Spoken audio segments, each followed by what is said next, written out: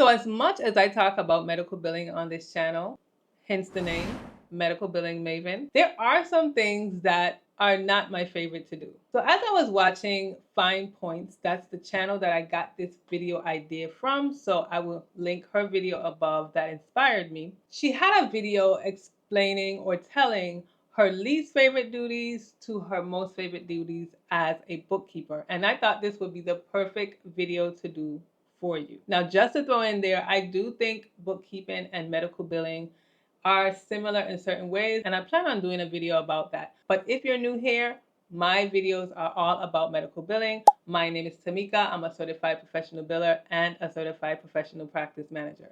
So let's start off with my least favorite duties to my most favorite duties. Now, duty number 20, which is my least favorite duty to do, is finding payer policies. Now, I did a video about this before, and this was on that list. And I have it as number 20 because that is something that if I did not have to do, I would not do.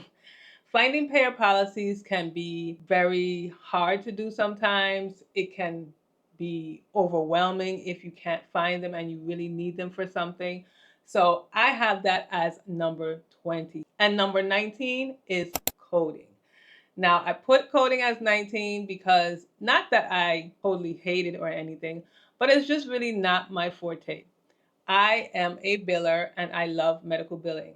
Hence my shirt. So if you haven't seen it, check it out. I have it in my shop. But medical coding is not my thing to do. So I really don't like to do it. I try not to do it as much as I can. But there are some times that I have to code here and there, but it is far and in between. Number 18 is speaking to my clients or my providers about issues and educating them. Now, this is one that I have to do often sometimes, but it's really not my favorite to do. I am a biller. They are providers, doctors. They know more than me when it comes to clinical stuff. But when it comes to billing, I have to try and educate them so that the clinical portion and the billing portion goes together. A lot of times providers don't understand the way that we bill and why we bill a certain way. Of course, because they are the one doing the clinical part of it. And they might not understand why they can't bill two codes together or why they're only getting paid half of this code when they actually did work or all the work for it.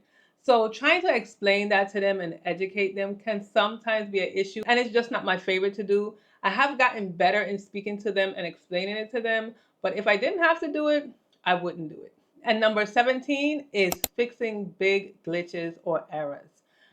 I sometimes can pull out my hair when that happens. Now, thank God it doesn't happen often, but there have been a few times that I could tell you when this has happened and I've had to really deal with something for hours upon hours. Now, I spoke about it in my last video. I'll link that above. But I was speaking about when a provider who was in network was being paid as out of network. And so after getting all the payments for being out of network, we had to get it corrected. And then they had to take back the money and pay us back again. And it just became a complete mess. And because it was a complete headache where I had to go back and forth with the representatives and our specific local representative for this specific payer and try and figure out in the system how I would make it show that, we were paid and then we were adjusted and then we were paid again. There was just so many parts to it that it really drove me crazy. So I just don't like to do that. But after I got to fix the glitch and I started to fix everything and everything started to go together, then, that worked out well. But initially, it was driving me crazy when I couldn't get things to add up and everything was going haywire. Number 16 is networking. Now, this is kind of in the bottom 5 because although I know how important networking is, and I speak about that in a video as well, I would link that video or put it in the description box. It is very important to network, but it is definitely not the easiest thing for me to do. Now, you would think that I can network or I can talk to people easily because I do these videos, and I don't think I'm a shy person, but for some reason, when it comes to going out there and speaking to people or just maybe walking up on somebody and starting a conversation and telling them about my business, that can be really hard for me. So it's really just not something that I like to do. I force myself to do it. Up until the other day, I did go to a networking meeting for our business after hours locally in the Virgin Islands. And I didn't do pretty good. I did speak to one person, and I think, I had a goal of three. I only spoke to one person, but I enjoyed myself otherwise, and I'll try again. So I just will keep trying and trying and trying. But for right now, that's number 16, and I just really don't like to network too much. And number 15 is pricing my services. Now, it's number 15, and it's not quite in the bottom five, only because I've gotten a little bit better in pricing my services. Confidence has played a big part in that. And of course, I've been doing this for a few years now. So I've kind of honed in and kind of figured out how much things will cost, how long it will take me, and then I can figure out how much I should charge. But it has still been an issue for me. So it's not necessarily the my most favorite thing to do, but I know that's the only way that I'm going to get paid. And I have told myself that if I make a mistake or if it's, not the right price that I charged the first time, I can try and fix it and adjust it maybe with the next provider or even with that provider, but I have to find a way to do that. So pricing is number 15. Number 14 is overpayments or takebacks. And this is either for payers or patients. And you might say, what's wrong with takebacks? Why don't you like to do them? It's not because of the actual process of doing the takeback. I know how to do them. I can figure out if the patient overpaid or the insurance overpaid. It's mainly because when the provider needs to give back the money to a patient or a payer, I have found that to be a hassle. I don't know if it's just me or if you've dealt with this as well. If you have, leave a comment below. But providers don't really like to give back refunds. It may just be the providers that I deal with, but they do have issues with giving back refunds. And for me, I don't want to be, begging and trying to figure out a system, which I would prefer that they have. Most providers, I recommend that they have a system so that they might do it a certain day each month and they might do a certain amount, all of that stuff. But sometimes it really just does not go through, and we always seem to have an issue when it comes to overpayments. Number 13 is calling insurances or calling payers.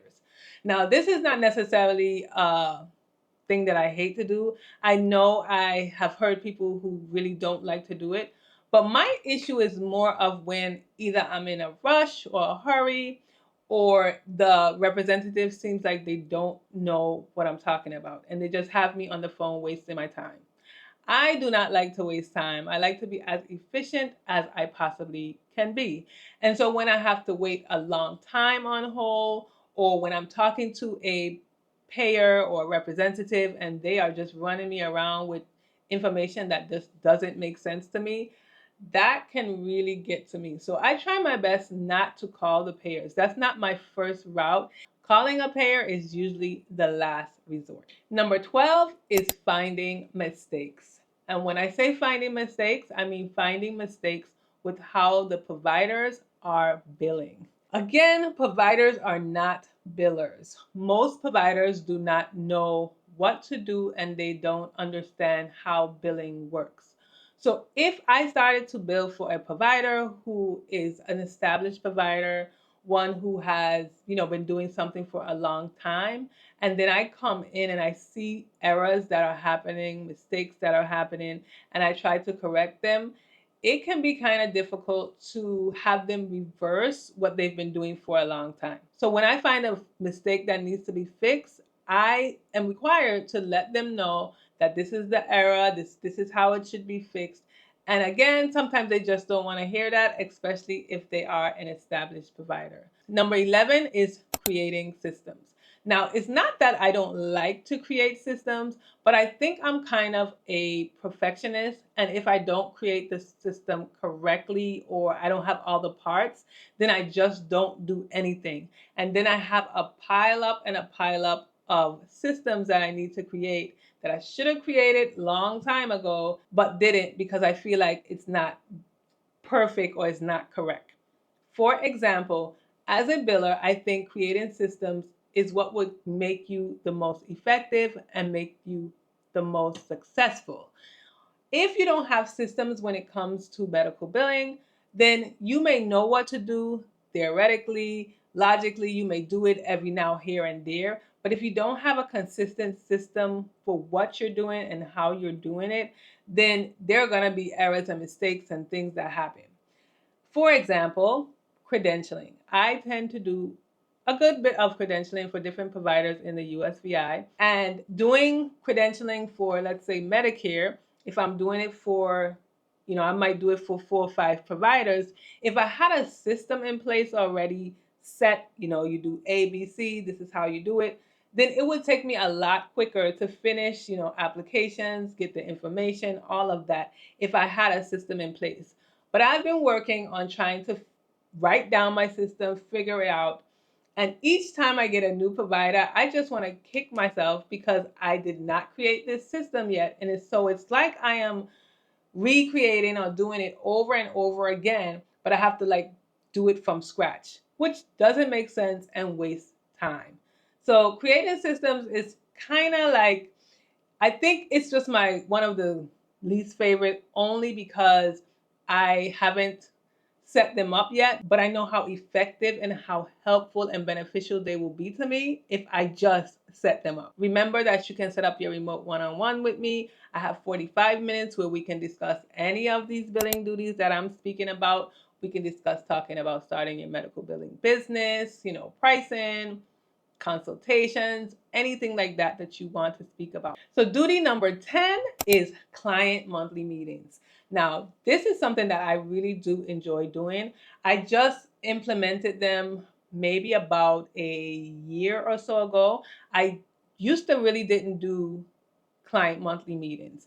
And I feel though that in me doing them, my clients know what's going on. They don't feel like they're left out. I can always address their concerns because even if we don't speak too much throughout the month, each month we can talk if we're having monthly meetings. Some of my clients are quarterly meetings. So it just depends on how often they feel that they need to have it. But I think it is something that is beneficial to both of us. And I am definitely keeping in. And I make sure that I always schedule the meetings.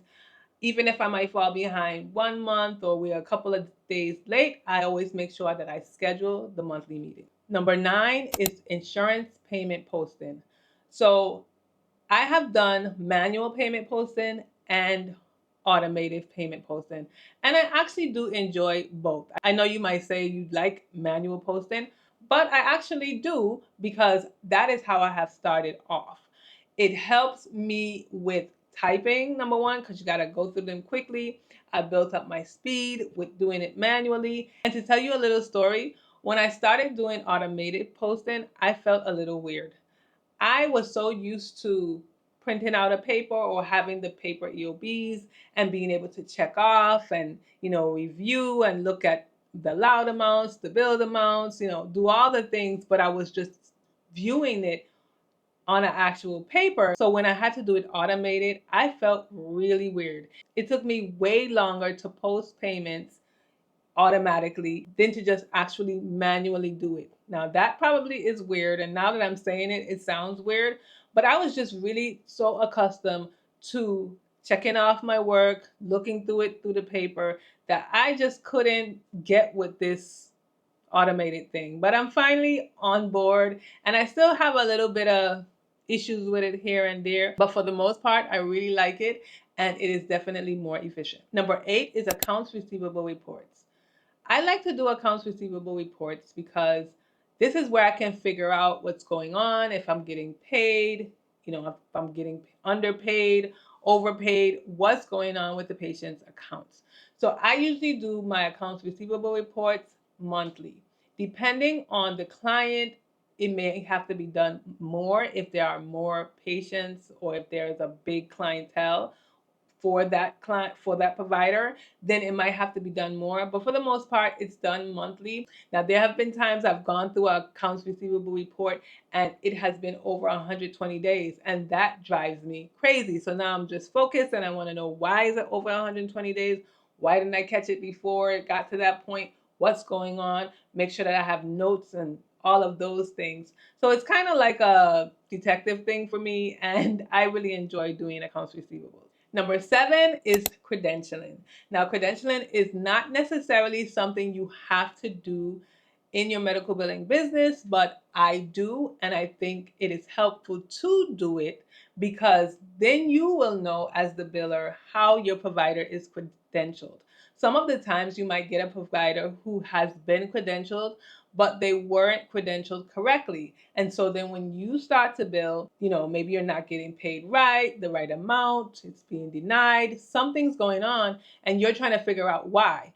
And it could be that they are not credentialed correctly. So in doing the credentialing, making sure that it's correct and that the provider is credentialed, that will help you as the biller, not get denials and all of those other things. So I really do like to do credentialing. It's not necessarily hard. It can be tedious because it might be a lot of filling out work and application stuff, but it's not really that hard to do, and it's an extra income source for me in my medical billing business. Number 6 is calling patients about their statements, and number 5 is educating patients.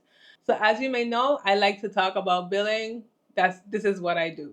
And so when I call patients about owing and this is how much their balance is, this is my opportunity to educate them as well. So I find delight in letting the patient know why they owe something, if it's gone to the deductible, what does the deductible mean, what their copays are, all of that good stuff. This is actually funny because when I first started out doing it, I did not like to speak to patients. And I think I told this story before, but my boss didn't want me to answer the phones because I just was like taking everything so personal. But when I learned not to take things personal and that sometimes people get upset, they start yelling, doing all of those things because they don't understand the process and they don't understand what's going on. So now they're frustrated and that's why they're screaming and yelling and whatever. So I kind of have it as a game to see if I can actually, calm the situation, simmer the situation, explain to the patient what's going on. And also because I am also an office manager, that is also something that I have to do. I can't come out as the office manager and be screaming and yelling at the patient. I have to make sure I can simmer the conversation down, explain to them what's going on, and hopefully they get off of the conversation feeling like they got their questions answered, feeling like I was very helpful. And even if they don't feel like they want to pay the balance, they do pay the balance because they know they're responsible for it and they know why they're responsible for it. Number 4 is fixing rejections. Now, for me, fixing rejections are pretty, I guess, easy. Maybe I want to say that. It's usually something that's simple and that is probably overlooked. So when a claim gets rejected, maybe because a date of birth wasn't correct, or the code wasn't correct, or a diagnosis didn't have all of the characters, something very simple and easy that could be fixed very quickly, that's usually what a rejection is. It's usually not something too big or too overwhelming. And with the systems that we have nowadays, they usually can tell you more information and give you like specifically why something was rejected. So if a patient is a male, but you have them as a female in the system, when you get back that rejection, it will pretty much say the gender is incorrect. Number 3 piggybacks off of that one, and that is claim submission. So, in order to get any type of claim paid, get anything going, you have to send out the claim. And with sending out the claim, you need to make sure that the demographics are correct, codes, all of that stuff is correct. Like I said, with rejection, some of these things are what can get your claims rejected. But if you look through those and make sure that you do some type of scrubbing, whether it is a automatic scrubbing or you actually scrubbing the claim, because for a long time before all of these systems came in place and all of these upgrades and technology, I was the person who had to scrub each and every claim to make sure that the information is correct. Now, of course, there were errors here and there because I'm a human, but I did enjoy looking through them, seeing what was there. I started to put things together like who worked for what and who did this. and what policy covered this, all of that started to click for me because I was actually now looking through each and every claim that went out. So claim submission, I enjoy doing that as well. And number two is training and consulting. So that is another side of my business that I have.